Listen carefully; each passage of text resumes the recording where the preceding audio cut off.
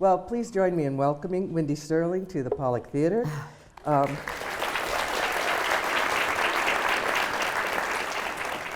I said at the beginning, Mindy has a long and illustrious career in comedy, spanning theater, film, television, which I hope we can discuss alongside our discussion of the 1999 sleeper hit, Drop Dead Gorgeous. So, to begin, how did you come to be involved in this project? Well, I auditioned, pretty easy, but Lana Williams, the one that wrote it, and she was the blonde judge in it. Well, she had taken classes at the Groundlings, the Improv theater company that I was associated with. So I saw her at the audition and just was like, oh my God, please hire me. But I auditioned like anybody else. It was, still a process of it. So I was lucky that, I got it. Well, this was 1999, and this was also the year the second Austin Powers film, The Spy That Shagged Me. So how would you compare acting in a small independent production like Drop Dead to working on something like Austin Powers? And you were doing them, which came, one was in the summer? I was trying to figure it out. Yeah, well, this was definitely in the summer, because I remember being in Minnesota and it was horribly humid, and there were like bees in your your canned soda drinks. It was pretty nasty. So this was definitely summer. Well, it was just, what I loved about doing this film was I loved the playfulness that this had. It was kind of different than what I was doing in Austin Powers, even though it was playful. This lent itself to more improv and just, it's kind of they were obviously both comedies, but it was just sort of set differently. And I just remember loving doing this. I just loved doing it. I loved the people in it. I mean, I sit there again and I look at all these stars that came from there. I knew half of the people that are in this are very successful, actors and actresses. So at that time, you didn't know that, and that it's so exciting to sit there and see all these people in it. Yeah. So just as a kind of follow-up, in this film and in the Austin Powers films, your characters are acting as comedy support for the more central character. So how do you pull off the balance of being hilarious in your own right, which you do, and not entirely upstaging the main actors? Is it easier to be a lead role in a comedy? Well, that I don't know.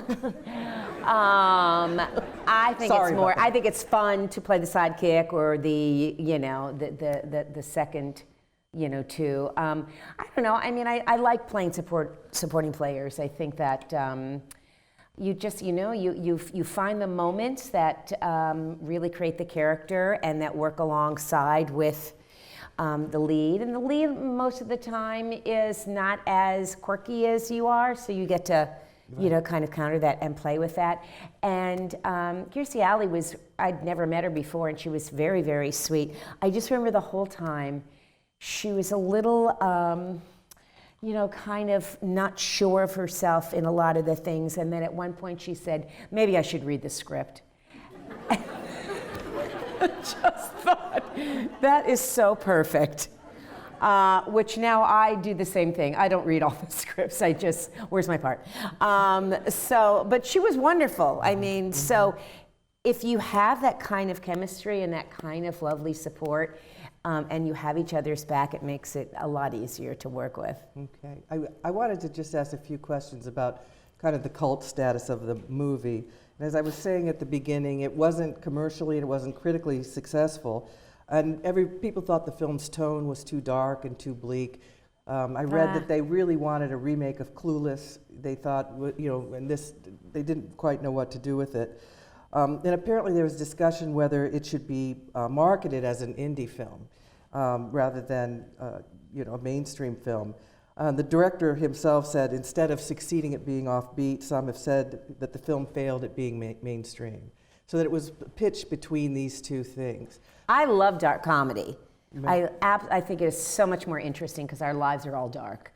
And so I think that that's where you get some of the best stuff. So I'm a huge fan of that, and that's what I loved about this, and that's what I loved about the director. I mean, this was written, and a lot of it was from a place that Lana, I guess she lived in Minnesota, and she was in the pageant circuit. So to take a twist on, I think, made it really what it is. It is a cult, and the director couldn't have been better with this, and his actors, and put it together so beautifully. Yeah, I mean, one of the things, you know, as I said at the opening, this was our family favorite. You know, your family often you come upon. And I, you know, as the parent of 2 teenage daughters, I was always struck when I would go to the school events, you know, orchestra concert, or the play that they were putting on, or the whatever. And, you know, the orchestra concert, I mean, it would go on forever. There would be the choir, it would go on forever. And they would be singing songs with all the lyrics taken out, and they all looked so fresh-faced. And then I would go to the talent show. Yeah. And the talent show is where the action was. The best. Because you really had a sense of what was on their minds. You know, the one person singing a cappella really badly, the bad comedy, the rock and roll group. So part of the reason I personally liked this film is because I thought it was more, as much as a mockumentary, it was a little bit more honest about what it is to be in high school. Oh, I mean, absolutely, and how earnest everybody felt at what they were doing. They really took that, you know, very seriously, and they really worked very hard. You know, Soylent Green was, she, like, you know, was really on top of it. And I'm pretty sure this is true. The girl that does the Signing? She is making it up. I'm pretty sure she said, you know, when I said something to her like, oh, how do you know? She goes, oh, I don't. I think she was making most of that stuff up. So I just remember that, and I'm getting to know these girls, and then finding like the inside stuff. But no, I did not hang out with Denise Richards. No, she was in her own thing. Yeah.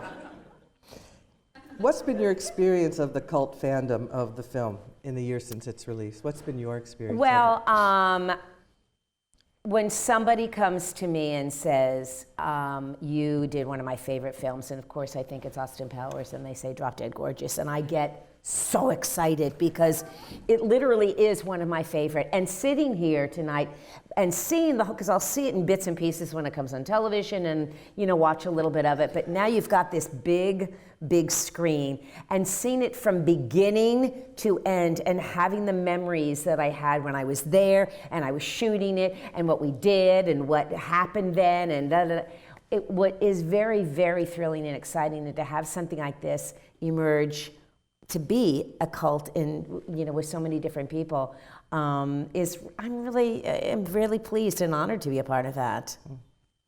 Just to follow up, women are often overlooked not only as comedy creators, but also as comedy fans.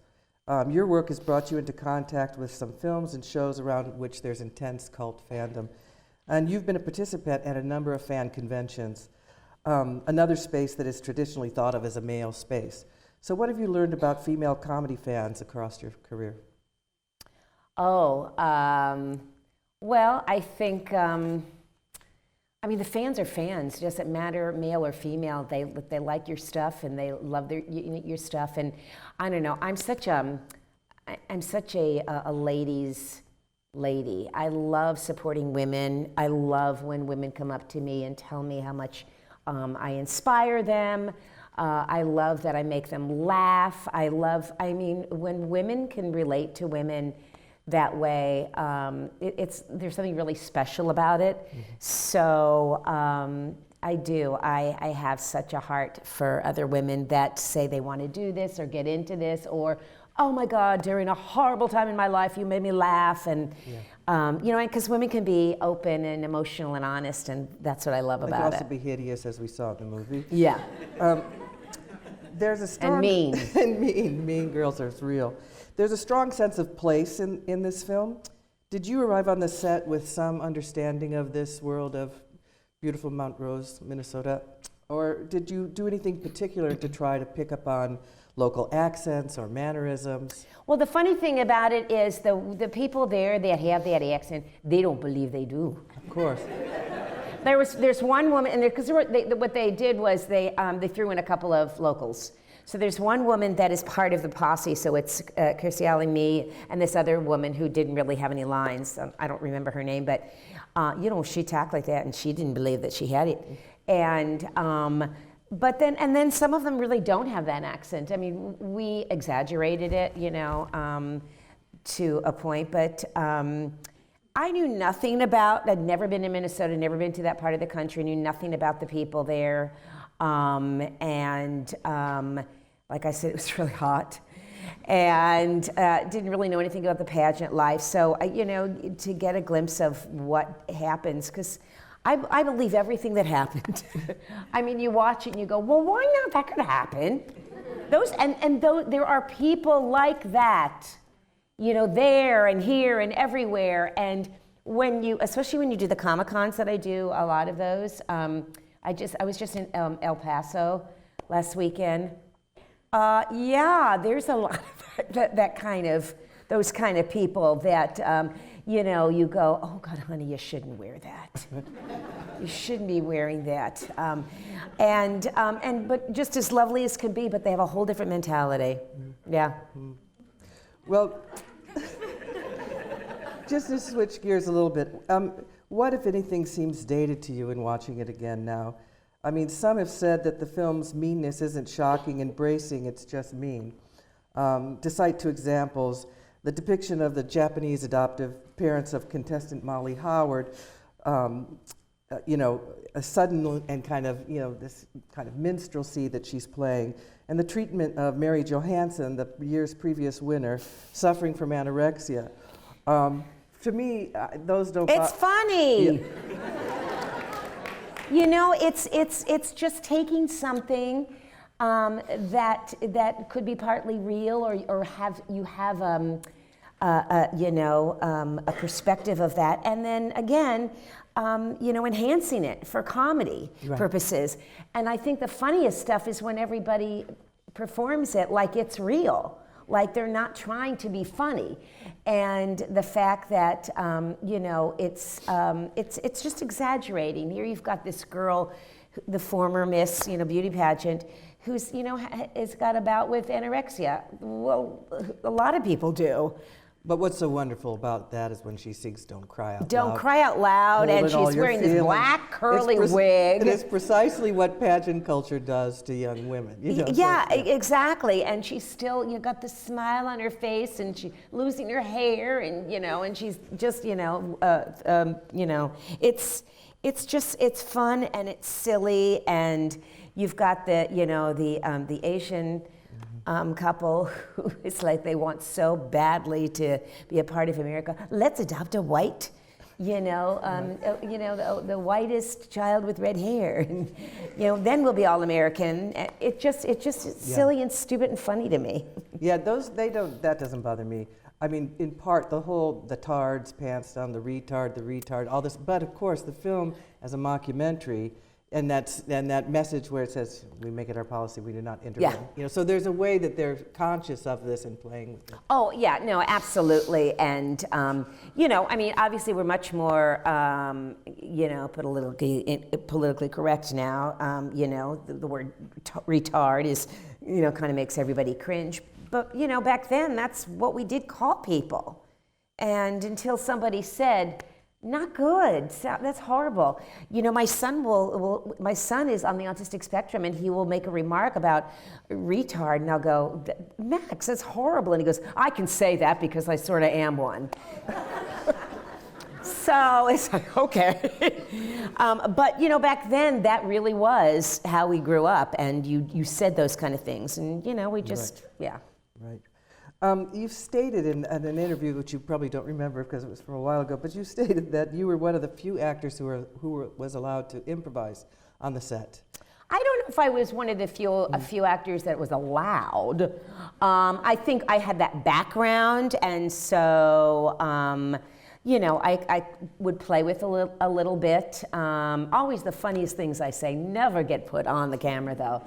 But the crew always laughs at me. But I got to play with a little bit, in the scene where the girls are fighting in the dressing room, and I'm trying to wrangle them, and I would just throw things out. But we didn't improvise to change any of the dialogue or to make it any longer or anything like that. But I think probably what I meant was that I just had that training. Right. Yeah, no.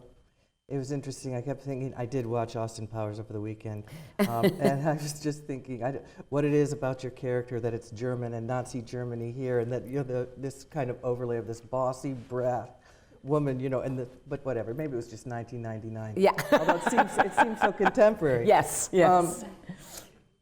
So let's move to tell us more about the Groundlings. For those of you in the audience who may not know, but you do if you came last week to listen to Lorraine Newman and learn about Saturday Night Live. But the Groundlings Theater and School in Los Angeles has been home to the budding careers of comedians for more than 40 years. So tell us about your work there, your experience there. I think that would be interesting for our audience. Well, I started there in the 80s, took classes, because you have to go through a whole, now it's 5 levels to be eligible to perform in our Sunday company, and then hopefully get into the Groundlings. And it was just one of those things, and before that I was taking improv classes somewhere else, and I was addicted to it. I just loved the art of improvising and coming up with ideas and characters and dialogue, and you didn't have to memorize anything and costume it, and it was wonderful. And so I did. I went to the Groundlings, and I had seen some of these incredible actors performing, Phil Hartman, Edie McClurg, and Paul Rubens, and just thought, oh my gosh, I want to do this. So I started taking classes and kind of moved my way through the program and got, into the Groundlings, and it was like a family. And it still is. I think once you're in the Groundlings, you become a family, whether you're alumni. I mean, I'm alumni now. Whether you're alumni or not, it does bring people together, because you're there getting that wonderful training that the Groundlings provides, and being able to do whatever you want with it afterwards. And meeting Lorraine, and Lorraine and I are friends now. Her sister taught me at the Groundlings, so she was my teacher, I think, 2 or 3 levels. And I met Lorraine later, while I was there. And so it's kind of nice. It brings, people together, because you can go, oh my God, remember when, or we did this and I did that. And so it does set you up. And Lana was a student there. She probably was one of mine, I think. So lots of people come from there, not just actors. You have writers and producers, and it really opens itself up and lends itself to other types of success. So tell us a little bit more about working in ensemble comedy on this film, in the Groundlings, in a kind of ensemble cast. Part of what we were highlighting with the first 2 films in our series was really women comedians in ensemble. So Saturday Night Live, which is it's part of it. So I just wanted to hear more about what it was working with this group. As you said, you hadn't worked with Kirstie Alley before, but you spent some time. I read somewhere that Kirstie Alley and Ellen Barkin were really not there very much. No, they were not. I don't think I ever met Ellen. I did do, I think it was in the funeral scene, I met Allison Janney, and you talk about just salt of the earth. She's just wonderful, and when I see her to this day, we're like, hi. She really is just everything that you see in there. I think she's the funniest thing in the film. I think she just stole the movie by far. And Kirstie, well, because we worked together, and then she left. I think she was there for like 2 weeks and then left. So I'm a big, I'm a big team player. I'm all about, and the Groundlings too, they really teach you how to work as a team. It's a team effort. You're not the only one, steering the wheel. So I'm all about working together to make something really wonderful. And I think that for the most part, I mean, I was very close with the girls. I would hang out with Amy Adams You know, like you know, she would talk about, you know, when she leaves, she's going to go to California and Los Angeles, and I mean, it's just so weird to, you know, to see all this come back to you, and Brittany Murphy, oh, Yeah. my heart. But Brittany Murphy was just like that. She was just so cute and so lovely, and I'll never forget this. That when I was done working on it, she gave me this little gift, and it was a sticker. It said "Goddess." And I put it on my door in my bedroom for the longest time, and I adored her to death. And so you tend, I'm very social and very nurturing. So you tend to, when you're not working, you tend to just talk, and you know. And I loved watching the girls. And there's, you know, a lot of times you're just sitting on the set. You sound like waiting. the judge. Yes, I knew the guys. I mean, I met them.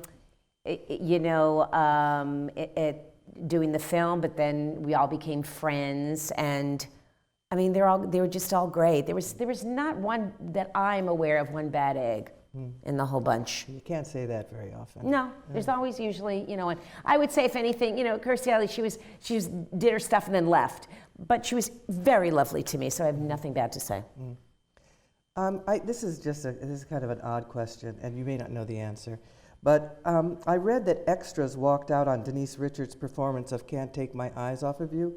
And Richards had said that a number of extras had not read the script prior to filming. Oh. And her tone-deaf rendition of the Frankie Valli hit While Dancing with the Jesus Doll on a crucifix didn't sit especially well with unsuspecting audience members. That could be. Is it true? That I don't know. That I thought it was hysterical. But you know, you've got people there that you know that come from that religious thing. And look, comedy, you're always going to insult, or you're going to make someone cringe or feel awkward or uncomfortable. That's just comedy, because you know it's just a matter of get over it. But you know, if that's it, I could see that happening. Absolutely. Yeah. Well, you know. It was Obama who talked about them clinging to their guns and their religion. You began your acting career in the 70s. Could you tell us what do you know, your career arc, and what is your greatest accomplishment that you believe is your greatest accomplishment? Well, I think, you know, Austin Powers really opened the door for me. So I owe so much to Mike Myers, and you know, allowing me to be in the 3 movies, and really you know, pulling for me to do that. And, you know, because there's always that one something that just opened the doors for you. So, and I've been doing this for a long time. And so you know, you just, you finally find your niche. And then you realize, oh, okay, now what else can she do? So that takes a while too, because then everybody, after you have this one hit, everybody wants you to do the same thing, and you're like, I can't. I already did it. So you know, it's just a matter of somebody giving you an opportunity to show it. And the great thing about the Groundlings is, I would have a show every Friday and Saturday night, and I would play a lot of different characters, so that it wasn't just one thing that I did. I can do a lot of different things. I think the Groundlings just really helped steer my way into the comedy world. And I always like to laugh, and I always like to make people laugh. That's like really important to me. Whether you want to laugh or not, I'm going to try to make you laugh. So you've worked extensively as an on-screen and a voice actor. How have these differing performance experiences developed and informed each other? Well, I mean, voiceover, you're acting, so it's just a different, you know, way of doing it. You don't have to memorize anything, which I love. Everything is sitting there. You don't have to study it and go over it. You pretty much just come in and, you know, you kind of play with the part, and the director says, great, we like that. So, you know, you just sort of do it, and sometimes you're there for, you know, 30 minutes, and you get paid a lot of money. and I like that.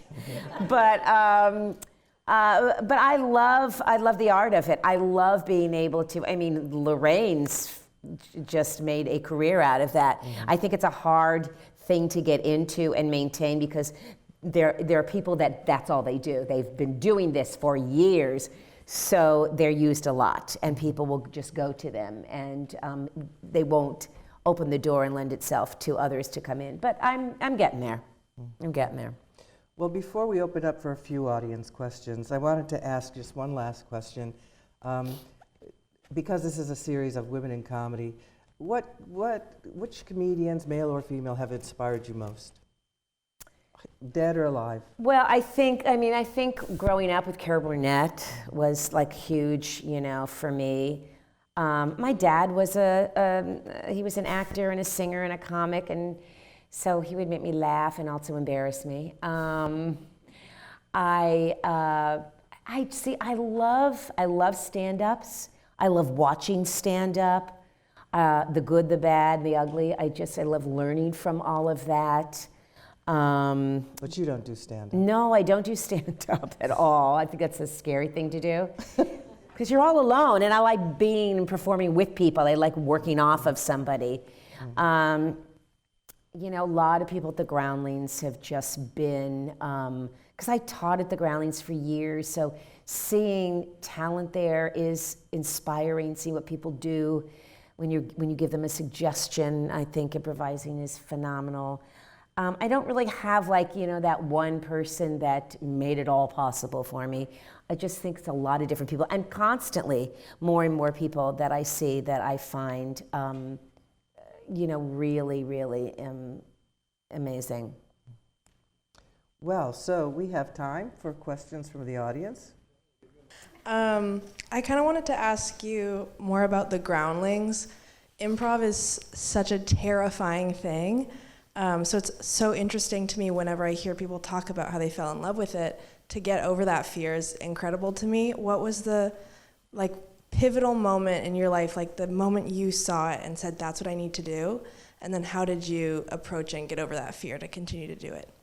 Well, I think I must have gone to a show, this was even before the Groundlings, to see it and just loved the idea of building characters and just being in the moment. And there's a freedom and a playfulness that I thought was really contagious. And I was kind of shy, so it took me a little time to get there. And then the minute you start getting laughs, you're like, oh, okay. I get it, but I'm also you're working with people, so you're still having to act, you're still having to listen, and the tools that you're given to improvise are the tools that you would have anyway as an actor, listening, just yes-anding, and taking care of a person, making eye contact, making sense, all that kind of stuff you get to build. So I think by taking classes, whether you want to continue with improvising or moving through the company, it just sort of expands you, and you start taking risks that you would never do. So I always think that if everybody took 12 classes of a basic class at the Groundlings or anywhere, you will learn and walk out of there with something very valuable to have as a person and as a actor. I was curious to know your kind of process with finding your voice for a character. Ooh, that's good. It's a lot of times in voiceover, I have a lower register, so I'm always the crazy grandma, or the crazy grandma. I think it's from doing improv and being able to play with things. And when you're doing improv or sketch comedy, you're writing for characters that you create. When you're doing improv, I'm just trying it on the fly. And then they'll give you a description, of the sides. They'll give you what she's like. And then you just kind of play with things. But I also do a lot of, sometimes they'll say, they just want your voice. Just don't make a big deal about it. It's not a big cartoon. So then you're kind of playing it, or, you know, but I tend to go with the wackier characters. And then every now and then they'll get something, just do your voice. Oh, all right. Other questions from the audience? Oh, Oh my God! Oh my God! Speaking of improv, oh my God! Okay, Billy and I, as you know, wrote Cheers and worked with Kirsty for 5 years, and tonight I had a huge aha moment when you told me she doesn't read scripts. Well, she didn't then. Well, she didn't with us either.